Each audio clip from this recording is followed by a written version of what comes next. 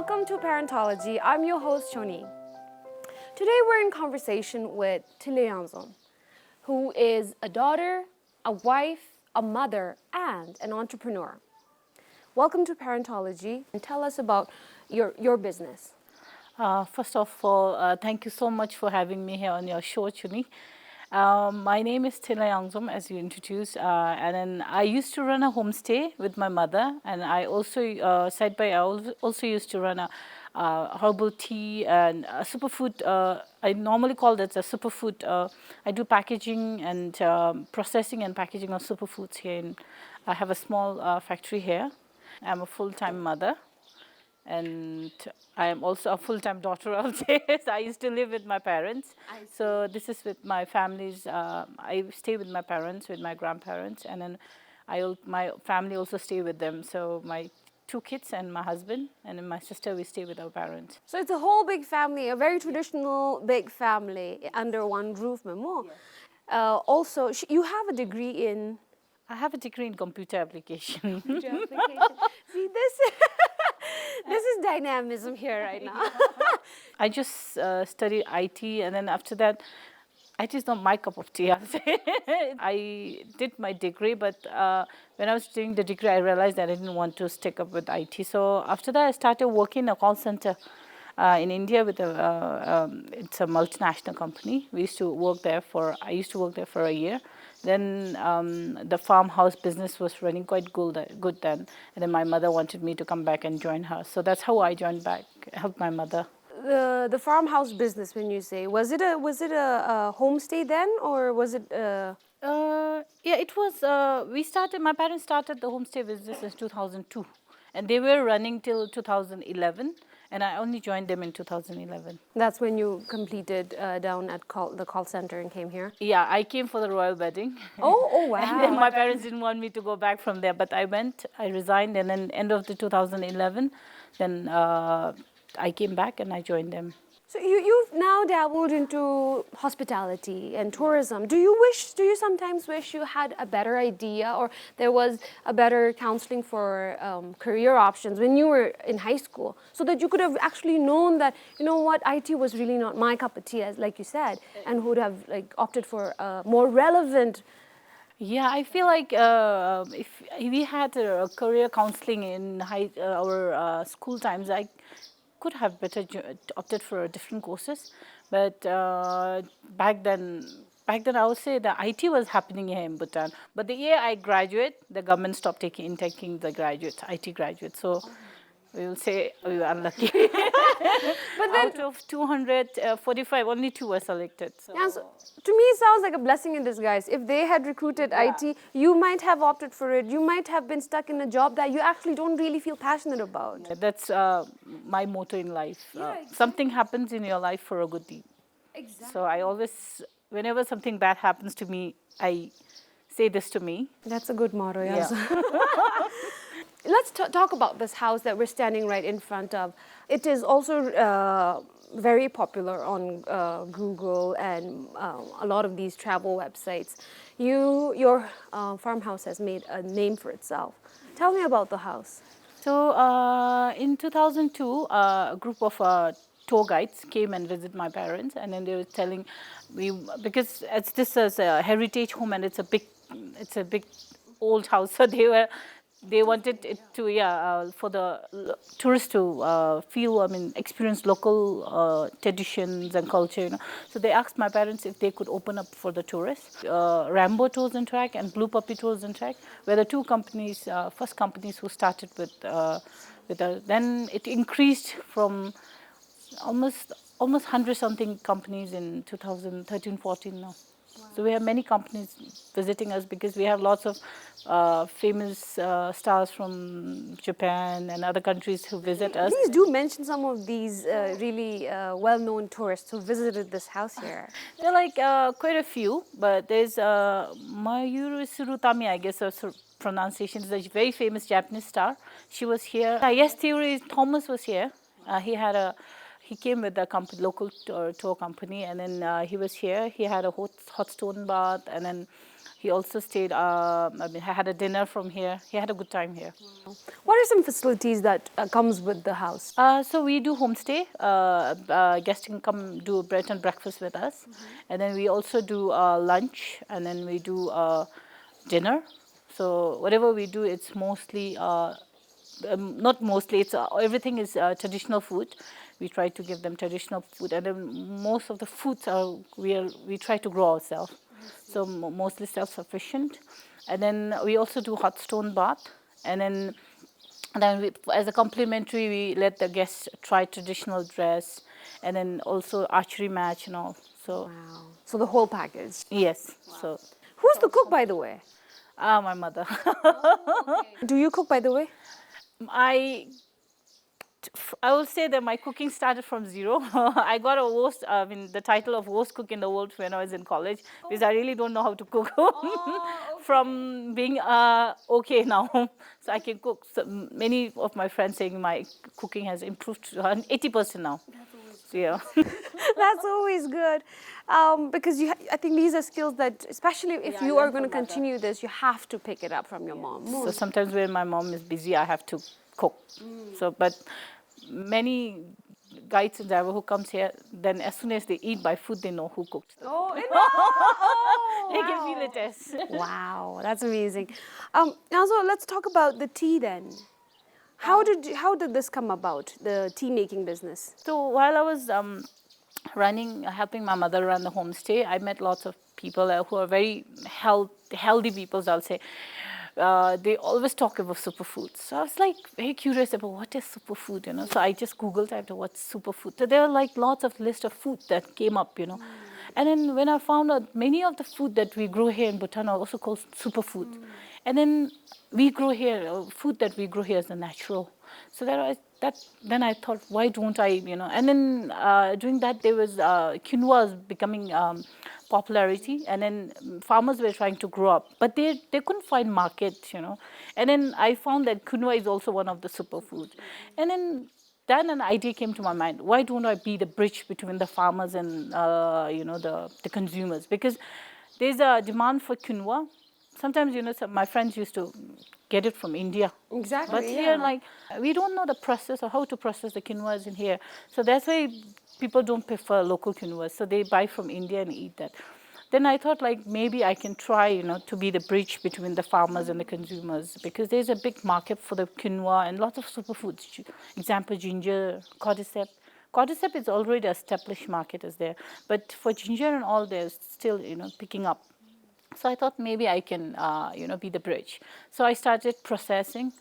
I have a couple of tea. So mostly my main ingredient was ginger, because it's also one of the superfoods. Then I have turmeric.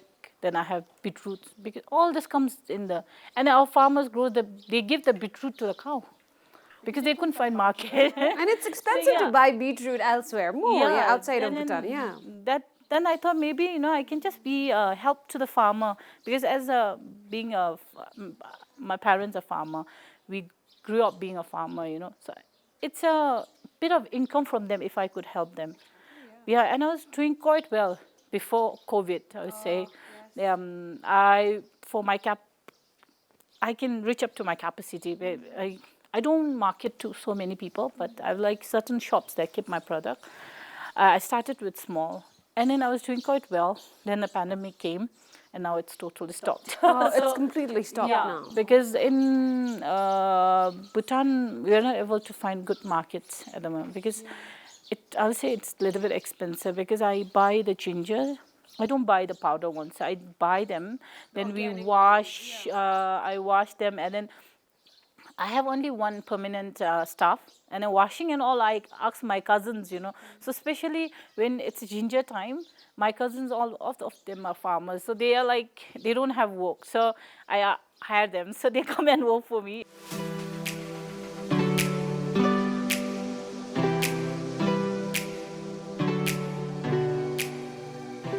So as soon as we buy ginger, beetroot and turmeric, we wash them thoroughly. Batch by batch. Then after that, then first ginger comes in. Then we wash them, then we cut them, and then we dehydrate them. So first batch, it's all ginger. Ginger dehydrate bin, and we store up ginger. Then after once ginger has been stored up, then we wash all the turmerics. Then turmerics also we didn't dry them now. So dry them and then we can store them up here. So and then whenever we need, and we put them in dehydrate one time. So sometimes there is a moisture, it's soft humor. Then we put back in the dehydrator 2 hours, 3 hours shabe. Then we blend and powders of it. So this is the dehydrator. That's where we dry all our products for tea and for grains and for flours.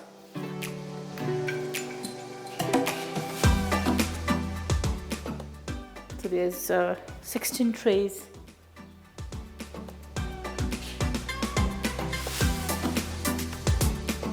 This is the processing room. So this is for the packaging of tea. This is where we pack our teas. And then for our grains and everything, then we get our weighing machines and I kept it there. So we get it here and that's where we do the packaging. So this is the storeroom. And this has been new addition. So before I used to only have 3 rooms.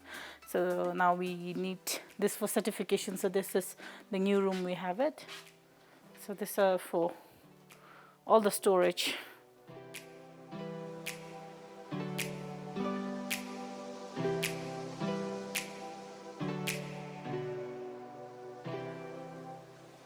In the local market, I can't compete. So when there's a tourist, it's not a problem because they know the value and then it's all handmade, not in the process in the machines or something like this. Everything is hand-picked and hand-processed. So that's why I have a good market in international market, I say, with the tourists. But here in locally, it's very rare. What role does your husband play in your business? He has his own work, so he works for the government. So that's why, but he helps. He encouraged me to in future it might work. So sometimes, when business is not good, so I feel like giving up. Because rather than spending time, maybe I can pick something else. But he's saying, this is a good business, so in future you have a brighter future. So you can just take up because you can keep going. So he supports me a lot. I think that's very important for everybody to know that you can take risks, you can be in business because you have a stable income with your husband, Emil. So there's a good balance there. And it's also important that your husband is encouraging because that gives you a platform to take risks, take chances and experiment and grow more. You are a mother of 2. Yes. How does that, because you're doing so many things. Maybe not now because of the COVID, but how did you manage being a mom and being a businesswoman, also managing a stay-home farmhouse? So for that, I have to thank my family. So I feel like I'm very lucky to have everyone with me. So when my kids were growing up, I have my brothers, my sisters, everyone living with us. So one takes care of one thing one at a time. And then a big role goes to my grandmother. So my grandmother was always there for my kids. So whenever when I was running the homestay, during peak season times, I hardly get time for my kids. So it's my grandmother is there almost like from morning till the kids sleep, she was there with the kids. Every single day, she doesn't leave them. She will take care of her if they've had taken their meals on time. And so I'm very thankful to my grandmother. She was there. And then my mother, my parents, my father is also there. But he doesn't help much with the homestay, but he helps with the kids also. He takes care of the kids and then, This is something that as I'm interviewing more successful women entrepreneurs, I'm finding that there is a common characteristics about them.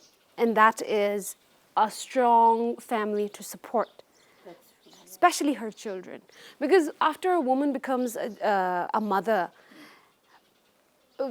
normally children become priority. But for a lot of women, it is not true for every woman, but in most cases, women do tend to prioritize being a mother or being there for the child. Yeah. But when that woman is equipped with a strong family support, it gives her a lot of room to grow in her career, to develop professionally, and to become an entrepreneur just like you. That's true. Like when you have a family support, I feel like it's like Mahakali, you know, you have lots of hands. You have lots of hands, helping hands. Yeah, so it's. I feel I am very lucky, and I'm very thankful to my parents, my husband, and my siblings. You are very My brothers and my sisters are also very supportive of my decisions, and they also help sometimes when I'm not able to fulfill my I have to, there's the order of the products, but I have only one staff that time.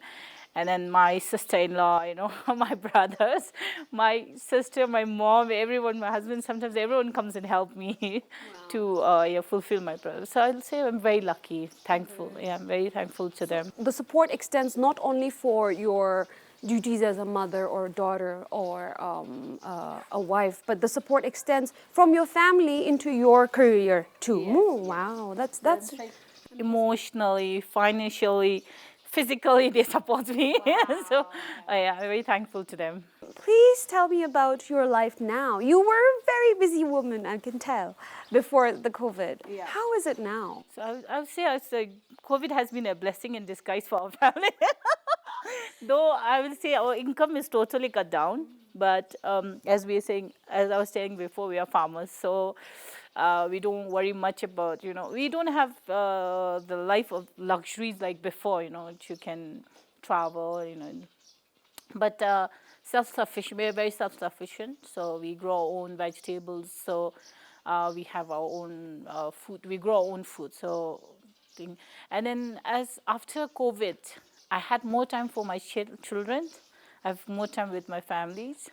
And then I have more time for myself also now. So I take the opportunity. So I was trying to go for yoga, and I have lots of time for myself. I was doing Zumba, and then I was doing yoga also, because I have all the time for myself now. So I don't have now. And then business are down, but still I sometimes always think good in life, so positive. Yeah, I was telling you, everything happens for a good date. So maybe I feel like the COVID has came in my life to change my lifestyles, and then give more time for my children. Yeah. What are some things that you do with your child? I mean, you have two sons. They're 8 and 5. Yeah. Yes. So sometimes small hikes. Yeah, and then sometimes my parents take them in the field. Then I also try to take them and go around the fields, and then You have a beautiful backyard here. You have like this whole green patch of area, and this is where the kids get to hang out. yeah. Wow.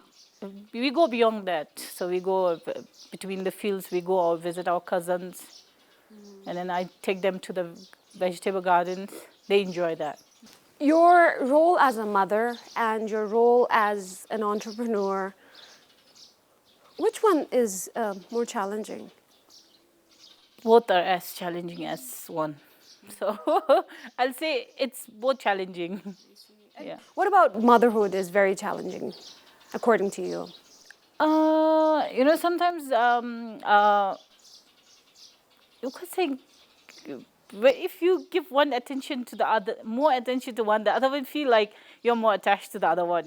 So it's It's very difficult to find the balance, especially when you have balancing, more than one child. I only, that's right. for now, I have one kid, Yeah. which is why it is whenever I spend time with my child, that one child gets it. But you have to, you have two boys competing for your attention, and especially because you were a very busy woman before, they will definitely want any attention from you at any time, all for themselves. I don't know if you would, you don't have to take my advice, but I read somewhere that it's actually important to spend different times, separate alone time with each child. So maybe not try, when you try to have family time, what we do is we optimize it and spend it with everybody, with the kid, with both the kids, with the father, with the husband, with the parents, grandparents. If you really want to try something, you could try spending alone time with each of the child separately. And you don't have to do it too much, because this is going to be tiring on you. So maybe like 30 minutes with the first son and maybe 30 minutes, but definitely like make it the equal amount of time. Again, because they'll start comparing. He got an hour, I only got 30 minutes. But maybe that would help. But my kid's a shadow. So my one follows the other like a shadow. Maybe, yeah, let's give it a try. Yeah, you could definitely give that a try, but also it is good to spend time together with both of them. So I think it's good to have each separate times and together times more as a family. Is it difficult being a mother to boys? Yes. Sometimes you feel like, I used to tell my kids, please stop, because every word they call me Mama Yanzo. So I was like, please stop calling me Mama Yanzo. It's like, can I just call you Mama, And it's like, and you're doing something and they talk so much, and sometimes you feel like, oh my God, and you forget doing something, because they've been talking, they've been asking, and then at this age, they ask you like, they have all those questions, that you can't even think about. I know. What is one of the weirdest things your son have asked you? Like strangest question your son has asked you?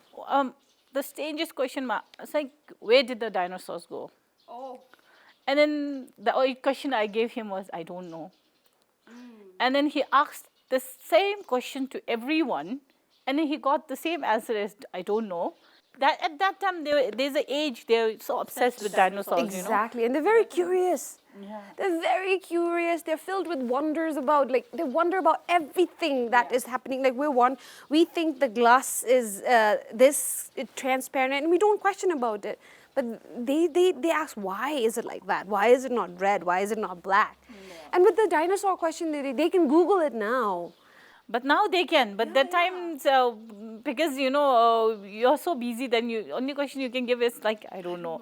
Experts say that you're supposed to say, I don't know. Let me find out. Oh, that's. So you did the first part, right? They do this to me. So whenever I say I don't know, please use your phone. Google it. This is the new generation now. Yes. How has COVID and the protocols for it impacted your house, because you live with older people and younger people in the same house? As we are running homestay before, so we try to minimize the visit of, because there are local people who wants to come also. So sometimes, if it's known people, then we have to take them, because but if they're coming for far, if if it doesn't feel much safe, then as we live with younger, my grandmother is 89, so sometimes we don't feel safe, so sometimes we have to say no. Yeah, so we're trying to control the number of people that comes in. It's just hot stone bath and dinner, sometimes dinner. Mostly it's hot stone baths that we're opening up to. I see. Yeah. So what is your plan now that we're still in the pandemic? So now if after the second jab, if everything opens up, then I will start producing, and then Truxel, the Bhutan's online, the e-commerce platform. He's trying to help us export some of our products. So even the government Department of Small and Cottage Industry is trying to help us certify our products. So once they get certified, we're hoping that we can export our products. So yeah, so we're hoping that everything goes well. So there's big plans more ahead to look forward to. Have you exported before? I used to, yeah. What did you? Most of my teas, yeah.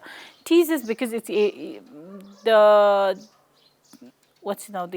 problem with exporting is the transportation charge that we're facing. I also make, process and produce buckwheat, sprouted wheat flours, then quinoa and red rice. But as this way in a kg, to export that, my 1 kilo of one product, it almost cost me like 1,000. When I export it, become very expensive. So I'm not able to export that. But tea it's very light, so I'm able to export few pieces of teas. Do you ever think it'll be possible for you to export things other than tea, like the flowers? No, flowers and all. If I get certified, then I can do the. At the moment, the transportation I was talking is only air transports, because only few quantities, at the max 10 kgs or 5-6 kgs. So for that, it's very expensive. Now, if I get certified, then I can do it in a bulk. So when I'm doing in a bulk, so I have to use the sea fridge and all. So it's cheaper for us. I wish you all the luck for your future endeavors. You have big plans. It's exciting. Thank you so much for taking this time out. Thank you so much for having me in your show. You're welcome. And with this, we wrap up today's episode. I will see you next week. Up until then, have a great day and bye-bye.